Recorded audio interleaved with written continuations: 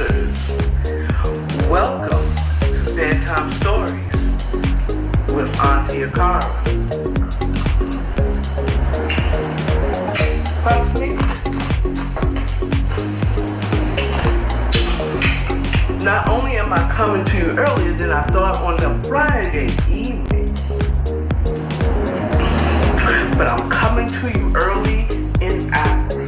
I have done this at 9, I've done this at 8. Last week I came to you early in time. But, okay, yeah.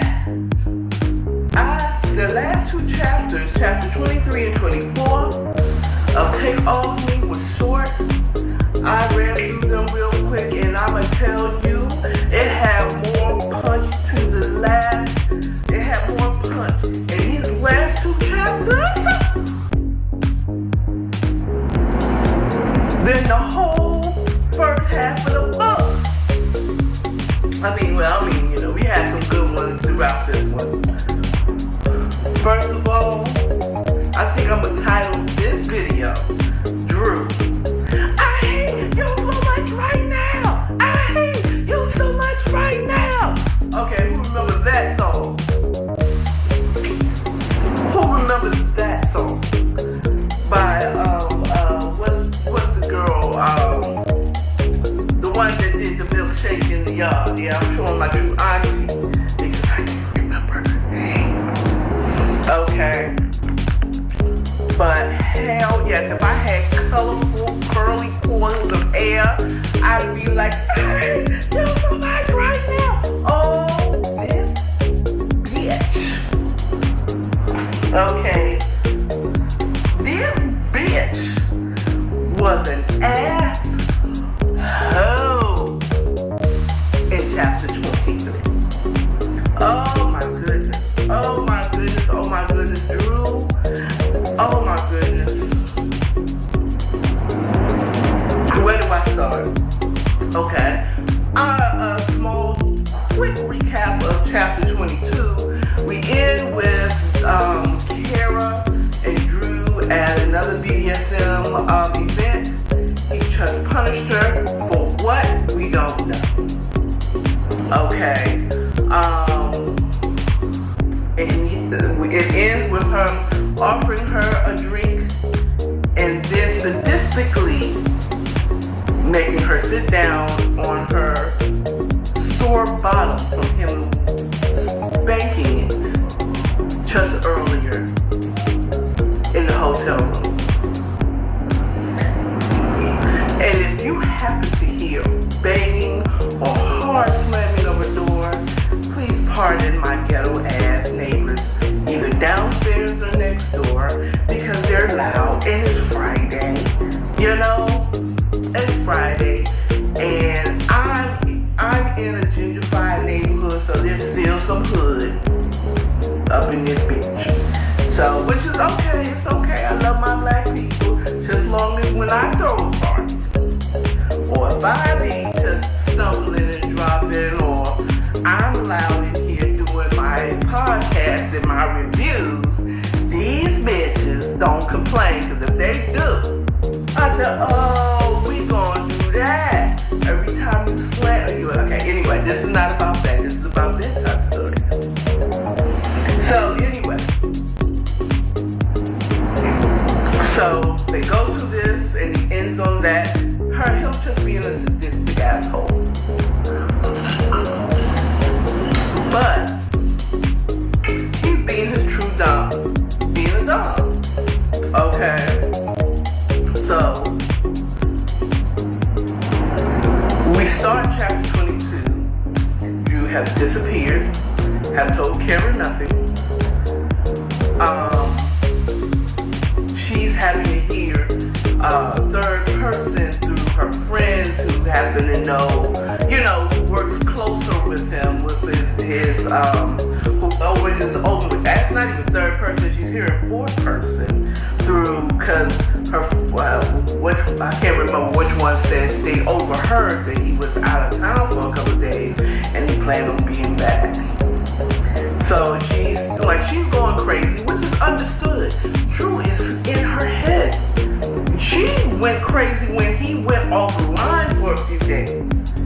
So her reaction and how she's dealing with him not being around her, at this point, it's routine.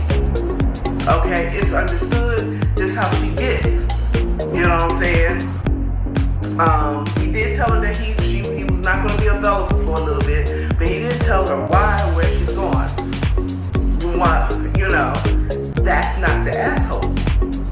That's not the asshole part that it is, because that's the nature of their relationship. He's a dom, she's a sub. Not his girlfriend, not his wife, not his fiance, nothing serious. Okay? He really got in, he really got in her head and he was fucked with. He's a really sadistic bastard.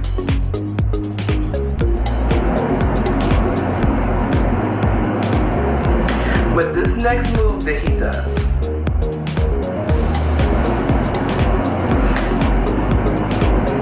is not sadistic. This is just being a bastard.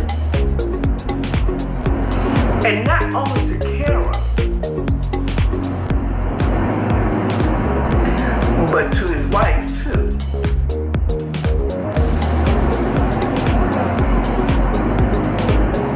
So she's out shopping they're out. They're out at the mall. Wait a minute, hold on. Let me make sure I get this part right, because I don't want to be wrong on this.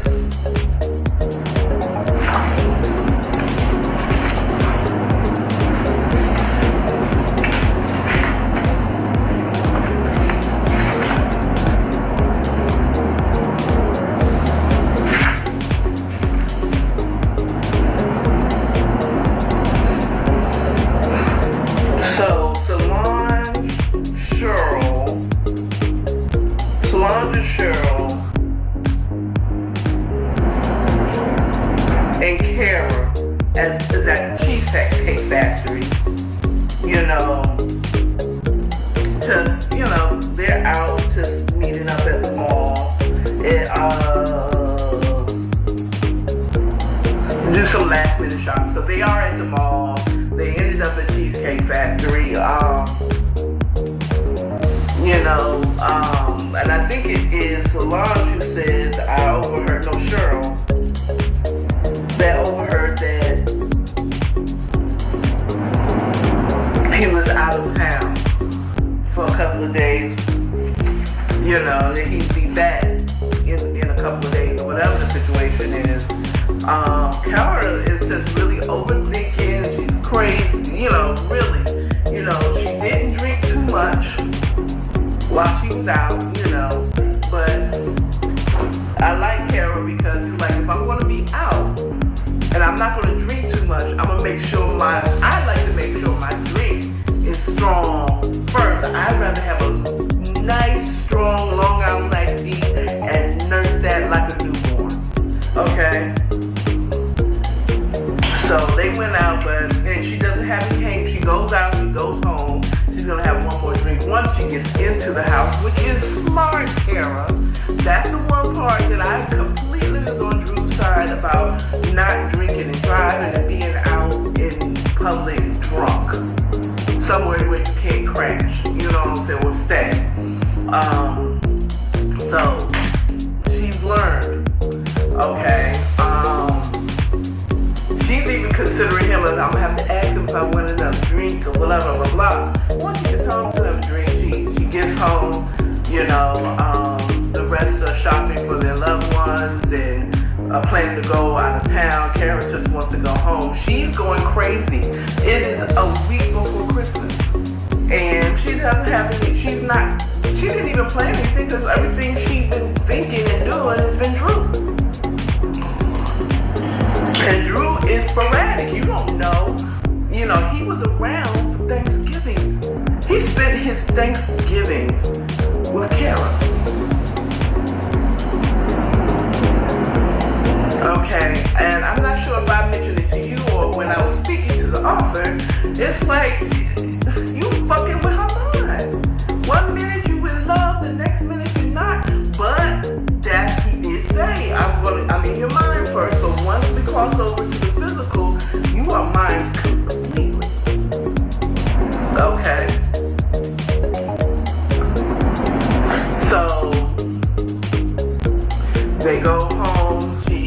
up. She doesn't have a hangover. She gets up, gets dressed, go to work early, in hopes that she would run into Drew early in the morning. Because normally, when he goes out of town on business or out of town for whatever reason, he usually likes to get in the night before and then get to work early, get to the office early to take care of whatever. This time, he's not there. So she's like, oh shit. So by the time people started trickling in, she's 3 cups in of coffee. So she doesn't look her best because she's jittery, she's nervous, she's already going through emotions because he's not there. And that she doesn't know where he is. And that, all the emotions, all the emotions she's doing, she goes there and he's not acting even in his distance. And when he has just went cold,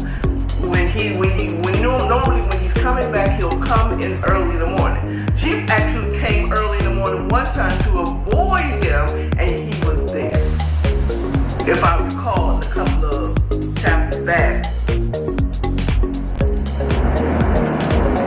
he's not there. Her nervousness and her jitteriness is starting to show. The cracks are showing. Her girl is like, girl, you look bad. You need to drink some water.